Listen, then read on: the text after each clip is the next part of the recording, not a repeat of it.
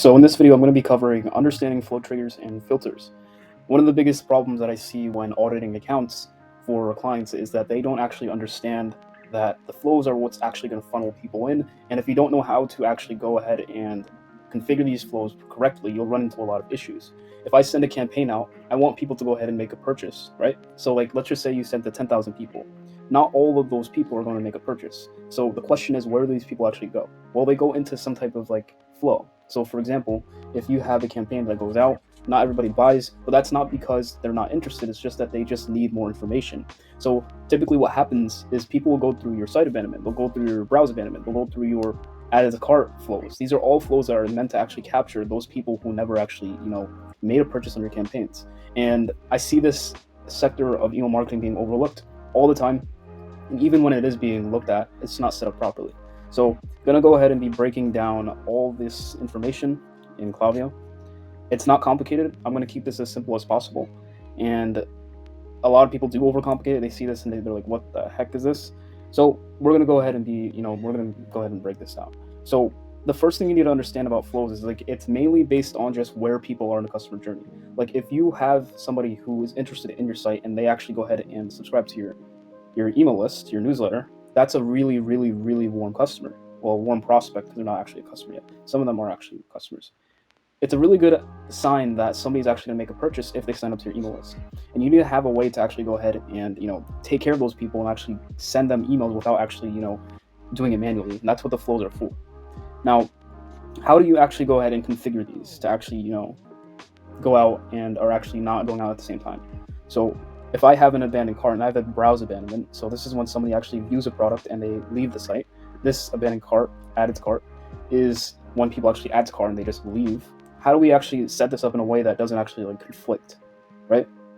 So we use flow filters to actually go ahead and filter these people out. So what you'll notice is if we go to the browse abandonment, when somebody views a product, the flow filters here say checkout started 0 times since starting this flow, place order 0 times since starting this flow, and what the default is missing here is added to cart 0 times since starting this flow. So this is the first thing that a lot of brands actually miss when setting up their Klaviyo account. They don't have the added to cart like metric. They just don't have it set up. You need to have a snippet. You need to get a snippet from Klaviyo and essentially embed that into your site, and then that'll actually help you track added to cart metric. So this is the added cart metric, and what Klaviyo does have is the abandoned checkout metric, and they call it the abandoned cart, but it's not the abandoned cart. It's actually the checkout. So this one right here I have open is the actual added to cart metric, whereas if we go to, let's just go over here to this metric, checkout started, this is entirely different than this metric right here. If you go in Klaviyo and try to create a added to cart like flow, this will pop up as like when somebody checkout started, and that's not what you want. That's the abandoned checkout. This is the added to cart. So that's the first thing. You need to actually set up your added to cart, and I can do that in another video. But you need to set that up so people are actually being marked as like, you're collecting that data that they're actually adding to cart. So that's what would go here. So right here, this flow is basically set up improperly, and this is the default setup by Klaviyo. You need to make sure that you have the added to cart 0 times since during this flow with these metrics as well, right? Because if you don't have this, what's going to happen is you're not excluding people who have added to cart. So what's going to happen is people are going to get this browse abandonment, but they're also going to get this as well because you're not excluding the people who added to cart 0 times. So the first thing is flow filters. That's one of the most important things when you're setting up your flows. So this is an example of a site abandonment, right? So when somebody's active on site and they viewed a product 0 times and they added to cart 0 times and they checkout started 0 times and place order, what this is doing is essentially filtering people out who meet these requirements. If somebody is going through this active on site flow, I want them to only receive the active on site emails, the site abandonment emails, because this is a completely different stage in the customer journey. So how this looks is when somebody is active on site, they'll wait whatever time you put here, and then you'll send an email out. And they'll keep going through this site abandonment flow for as long as they exit or they meet any of these requirements. So if somebody goes through this and they view a product, then they will go ahead and be filtered out of this. That's what the flow filter is for. So they'll be filtered out of this, right? And then they'll go into some other flow. But the thing is, if you don't have that other flow set up, you're going to lose a lot of money. So the next step after somebody is active on site is to review your product. So this is right here. And that's the browse abandonment flow, the view product flow. So they'll go ahead and elevate from here to here. Now your customer's warmer, your prospective customer is warmer, and that's what you want to keep doing. You want to keep funneling them into that, like you want to just keep funneling them into like different flows, like they're getting warmer and warmer.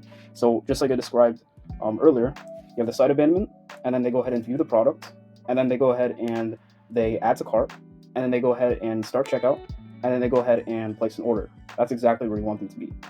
What these flows are doing is we're moving them lower and lower and lower, like further down the customer journey, and essentially we're going to go ahead and convert them.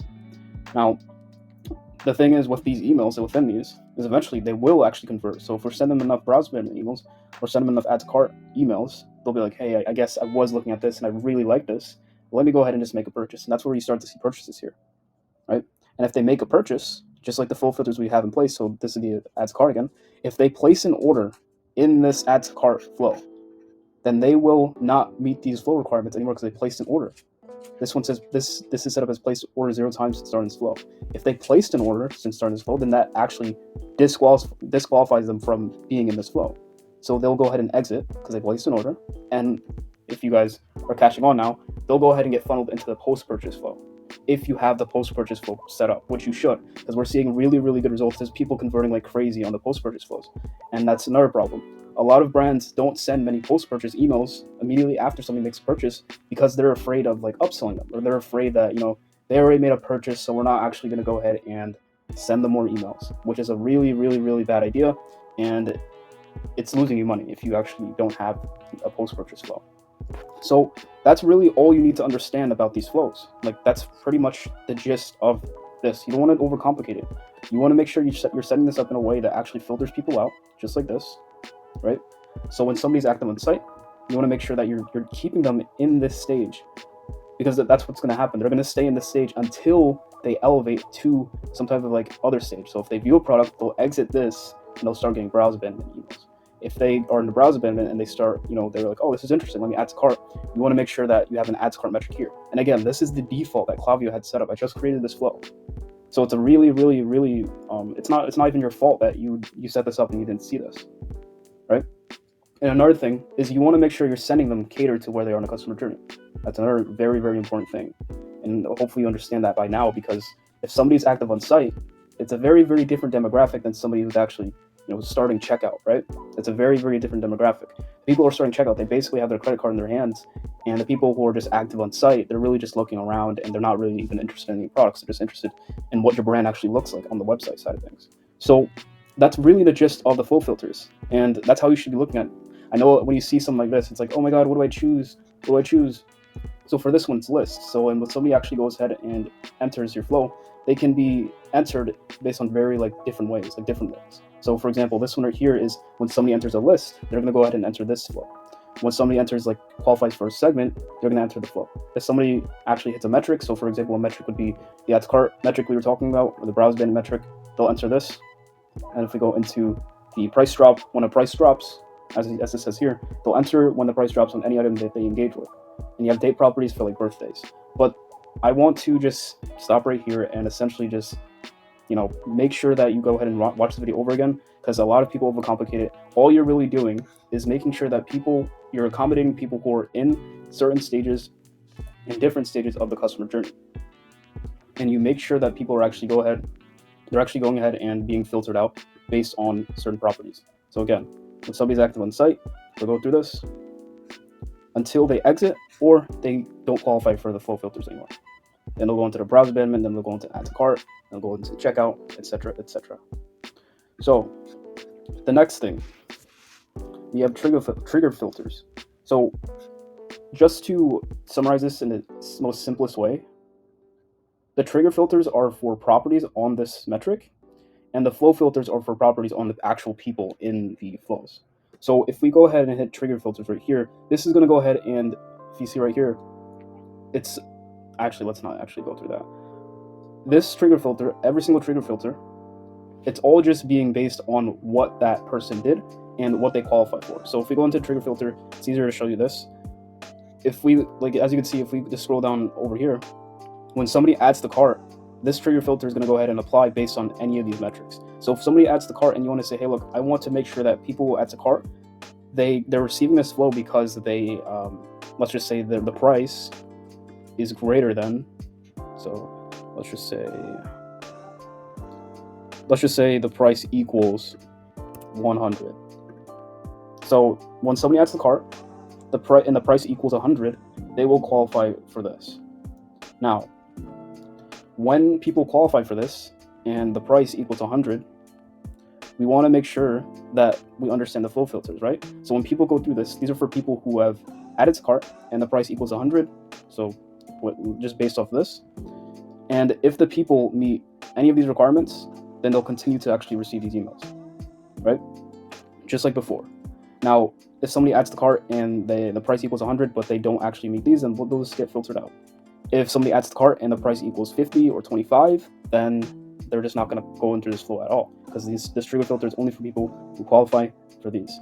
And every single send that goes out, it goes through these filters like again. So before Klaviyo sends any of these emails, every single email, they'll go ahead and verify that they'll actually qualify for these every single time they actually send an email, like before they send an email, just to make sure that they still qualify. So trigger filters, that's mainly just based on the actual metric. So it's just based on actual metric.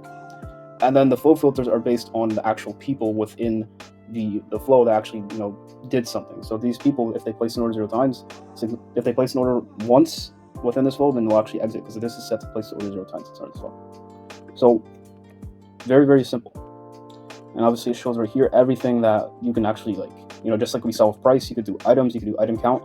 All it is, it's saying that you have a bunch of different options to actually filter people within your actual flow. We could actually build a flow based on people who actually purchase, let's just say your supplement company. If you actually have customers, let's say, hey, look, I'm going to go ahead and add to cart with this collagen, you can build a flow based on just collagen. So it'll just be the set of price of the items or the name, and you'll go ahead and put the price, not the price, the name or the item, and it'll just be a flow based on just that item. And obviously you'll have your flow filters if possible. This one right here has not been in the flow in the last 7 days, and any of these right here, these are optional. You don't necessarily have to do this. It's really going to depend on when you want people to actually enter this, when you want them to re-enter. But I wouldn't worry too much about it. The main things you want to actually focus on is flow filters and the trigger filters. If you want people to enter flow at a later date, you'll increase this. If you want them to enter whenever, you could just remove it completely. If you want it shorter, you can shorten it. But this was just for people who are actually, re-entering it. So this has not been in the flow in the last 30 days. So essentially people who have not been here in the last 30 days will actually qualify for this. So that was it. There's a lot to cover when you're actually going through these articles, but you don't want to get too sidetracked, and you don't want to overthink it, right? Klaviyo makes it really easy for us to actually go ahead and filter people out based on certain different metrics. So for example, we have this whole entire doc right here that's telling us, hey, look, if somebody actually is active on site, they're going to go ahead and get these emails. If they qualify for this, then they're going to go ahead and keep getting them until they don't qualify for it. This is a abandoned cart. When somebody adds the cart, they're going to go ahead and keep getting these emails until they actually go to checkout, etc., etc. Hope you like this video, and I'll see you guys in the next one. Take care. Bye.